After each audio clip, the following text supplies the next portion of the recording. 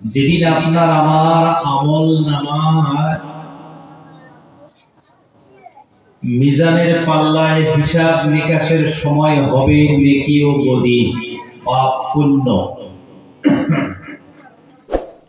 মিজানের পাল্লা আল্লাহ কত ভারী কত বড় করে বানিয়ে রেখেছেন।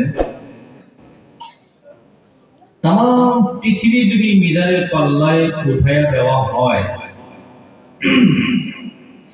এরপরেও জায়গা বাকি থাকবে। সুবহানাল্লাহ। কিন্তু প্রিয় রাসূলের প্রিয় কোন উম্মত, পুরুষ কিংবা মহিলা, যুবক কিংবা তো বয়সস্থ মুরব্বী যখন দরুদ পড়বে, দরুদ পড়লে তার এত সওয়াব এত সওয়াব এত সওয়াব যেটা মিজানের পাল্লায় জায়গা হবে না। সুবহানাল্লাহ। বাকি অন্যান্য আমল কবুল হইতে মাধ্যম লাগে,